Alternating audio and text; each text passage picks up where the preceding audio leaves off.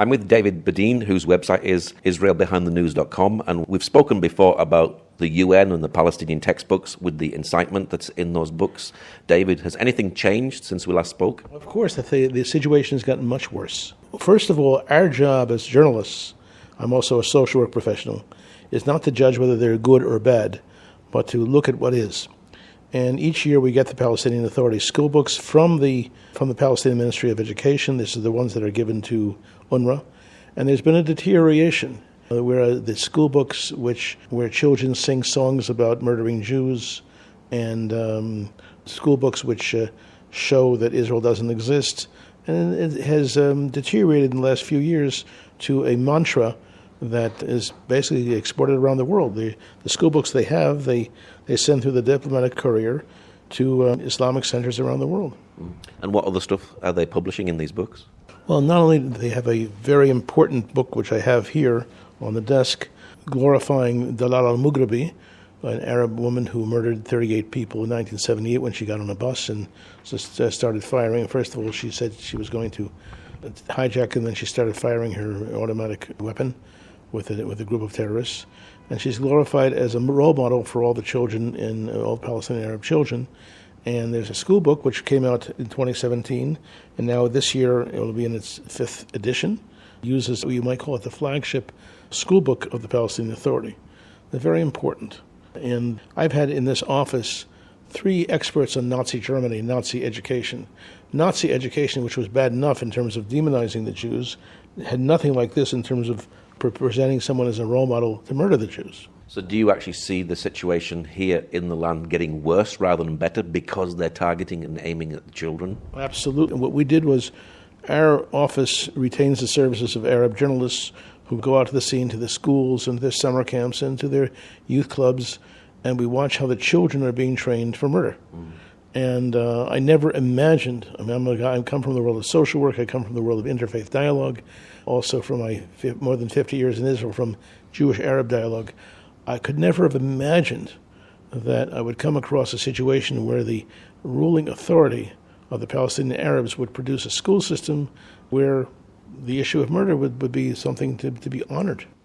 It's a slow indoctrinization, isn't it? Because nobody just wakes up and wants to kill a Jew. The indoctrination is a very slow, consistent, tenacious path, which is followed in a very careful way in a curriculum of more than 1,000 school books. We've been through all of them. To be honest, to be very clear, we took 3 people with PhDs in Islamic studies to go through them. Some people said, well, how about showing us the school books for peace? I said, well, I'm not Walt Disney. I try to do what is, not what I'd like it to be. Because Arabs have tendency to be very charming and very nice, you would think that would be the nature of their education. However, that's not the case. How long have you been doing this work? I've been doing it professionally for 35 years. On my own, before that, for 17 years before that, as a person, when I did my social work degree and I was involved in social work, I was involved with this stuff. So you might say I've been at this for half a century. But you're going to be celebrating 35 years very soon. This week it was 35 years since we opened the office at Bedein at the press center in Jerusalem. It's no longer the press center because the press have moved to more sophisticated facilities. But 35 years I've been doing this professionally and helping correspondents cover the area and giving them insight into what's going on. I've interviewed a lot of people who've committed acts of murder, and I've interviewed a lot of people whose family members have been murdered. So that provides a certain perspective on things, and I try to introduce some of those people to journalists. Now, recently, you've just been filming. What have you been filming? Well, we've been filming in the summer camp in Gaza, and the summer camp in Balata, which is near Shechem, in Nablus, where children are having a very nice time, sponsored by the European Union, by Germany, by UNRWA, yes, the United Nations Relief and Works Agency. The children have a fun time. If you'll open up the UNRWA website, United Nations Relief and Works Agency website, you'll see children hanging around and going swimming and having a good time.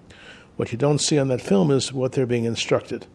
And we've been filming their instructors, their teachers, their counselors, their camp directors, talking about the fact that they may be having a good time, but they'll have a better time if they kill Jews in the process. How do they get away with this? Doesn't UNRWA and Europe see this? Well, you keep asking that question. And you're anticipating my question, because I ask all the time. I ask, for example, before the summer began, will UNRWA or any of the donor nations ask for a weapons inspection of the schools or ammunition inspection? I don't get an answer saying, well, everything's being taken care of. Well, it's not being taken care of. And the issue of turning a blind eye and hope that I go away and journalists like me go away is the answer we get. But they don't give us an answer.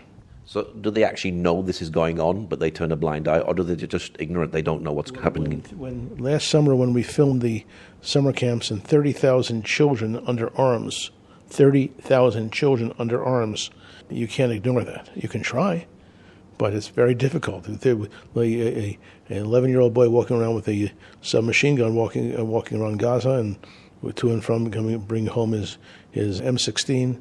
You can't miss it. Now, just recently, a Palestinian journalist was killed, Shireen Abu Akleh. Are the Palestinians exploiting her death in any way? It's as if they've hired a public relations firm to do so. She happened to have been a Christian Palestinian, and she was given a Muslim burial. The Christians did not bury within a few hours. They did.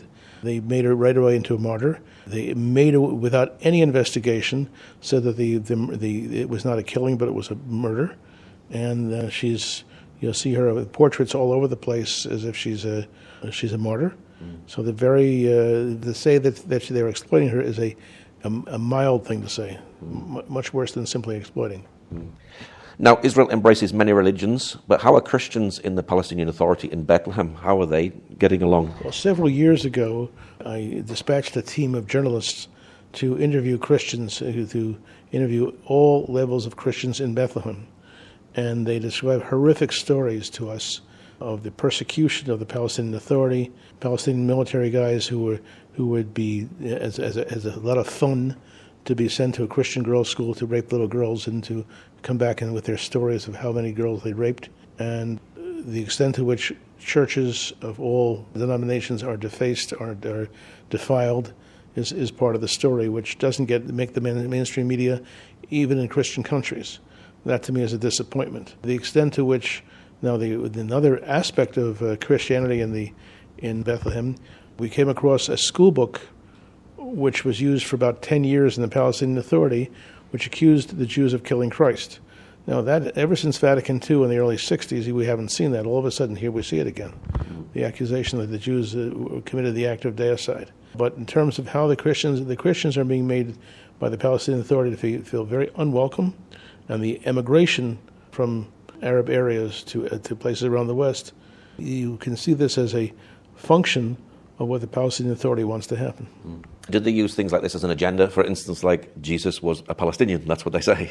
Well, I don't know. That is not my area of expertise to say that. I haven't covered carefully enough. I just know that the Arabs we have interviewed over the years who are Christian talk about horrific stories about how they're being persecuted. Do Christians feel like they're living in submission in places like Bethlehem? There are Christians who have adopted themselves to the Palestine Liberation Organization, a.k.a. the PA, and feel very comfortable with that. And there are Christians who feel that they are not comfortable with that, so they're divided as to whether they accept or do not accept the authority of the Palestinian Authority, the authority of the PLO. Are Christians very careful what they say because they don't want to make it look as though they're being divisive? I believe that there is a very great hesitancy. You don't see demonstrations of Christians despite the persecution.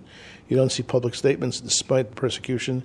And it's very clear that they keep their anger very much inside themselves. Mm-hmm. How many refugee camps do UNRWA look after, and how many Palestinians is that? Well, UNRWA is in charge of 59 refugee camps altogether between Judea, Samaria, Gaza, Jerusalem, Jordan, Syria, and Lebanon. 59 refugee camps, 6.7 million people registered with UNRWA. About one-third live inside the refugee camps, and the others are contiguous to them. And the only hope held out by UNRWA, the United Nations Relief and Works Agency, is they can go back to where they came from, except for one thing. Those villages don't exist anymore. But are they really refugees? Because they're still in the same land that they were always in. The United Nations defines them as refugees, and they define themselves as refugees. Who am I to challenge how people define themselves? The problem is, are they like any refugees in the world? The answer is no. There's no other refugee community in the world which demands what they call the right of return. Can you inherit refugee status? That's what they do. The Arab refugees inherit for 4 generations, 5 generations, refugee status. There's a few places in the world where that happens, but the issue is not the refugee status. The issue is the desire and the myth and the program to take them back to where they came from, to see villages that no longer exist. There have been refugees for 70 years. Is this like any other nation in the world? The Palestinian Arabs are in a unique situation, the only entity in the world where they see themselves as what we call refugees for perpetuity. Now, there's something called pay for slay. What is pay for slay? Pay for slay is a certain legislation enacted on August 15th, 2015, which says that if you murder a Jew, you get this is a legislation of the Palestinian Authority, unprecedented. If you murder a Jew, you get a salary for life. If you die in the process of trying to murder a Jew, then your family gets a salary for life. It's like a murder incentive situation. Very, very serious stuff, and they try to downplay it, but it's very serious. What sort of money are they getting? I think I have the chart on my website. A few $1,000s a month per person that they murder. After a 6-year-old was murdered last week, I asked, well, what's the fees they get? Standard fee. So when you see all these school books indoctrinizing children, and you hear about pay for slay if you go out and kill a Jew, you really can't see peace here in the land at the moment, can you? No, there is a situation of war. The war was declared in 1945 by the Arab League, carried out in 1948, and the war to exterminate Israel has not stopped. And the most prominent Arab country behind the war right now is Saudi Arabia. You won't hear too much about that because Saudi Arabia and Israel have a common enemy in terms of Iran. But the war continues. You've written some books. Tell us a bit about the books that you've written. I wrote one book called UNRWA. They're both available on Amazon. UNRWA, Roadblock to Peace, how the United Nations has established a refugee camp system that basically, instead of helping Arabs get on with their lives, forcing them to stay in the refugee camps, as I just mentioned before, in perpetuity. The other book is my coverage of the Palestinian Authority, called Genesis of the Palestinian Authority, both available on Amazon, as I've emphasized. And it shows the situation that has developed over the years, whereas most people imagine or theorize or use their wishful thinking to believe that the PA, the Palestinian Authority, is an entity that wants to get along with Israel and coexist with Israel. Well, this shows exactly the opposite. And it's an entity that's developing to try to replace Israel. Why do you do what you do? I'll tell you something.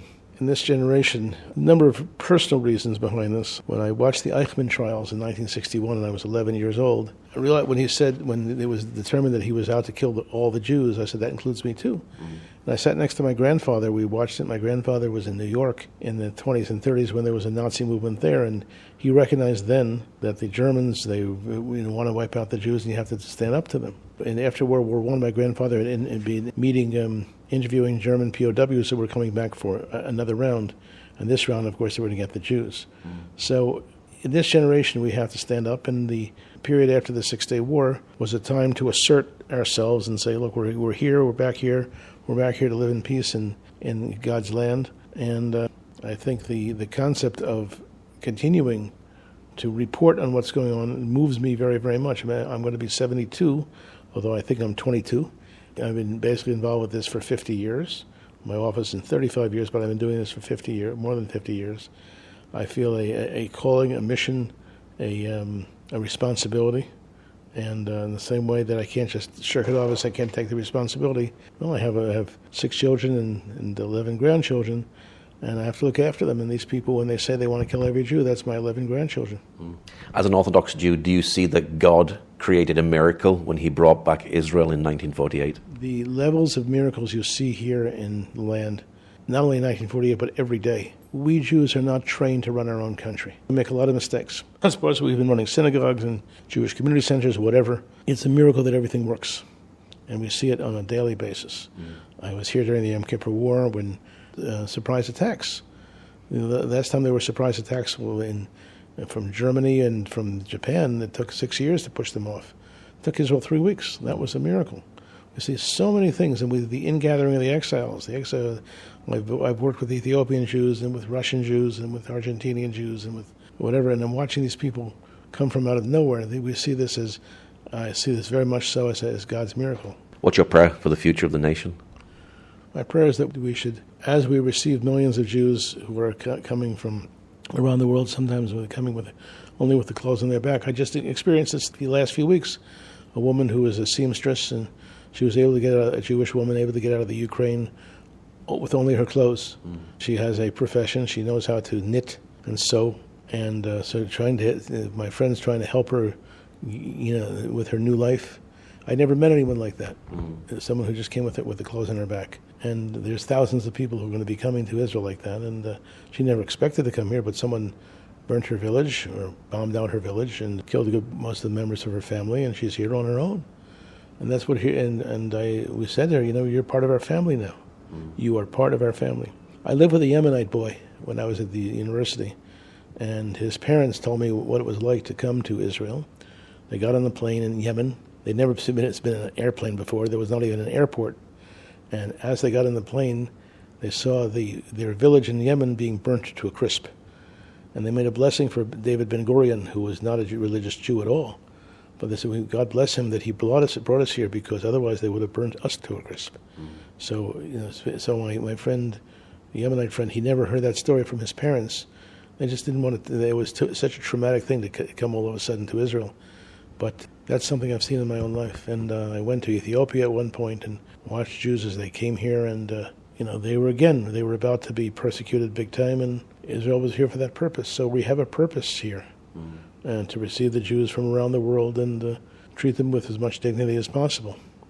What's your website for people who'd like to know more? Sure. IsraelBehindTheNews.com. You can take a look at it, and it's updated almost every day. It's been updated it's just celebrated its 25th anniversary. Okay, David, thank you very much.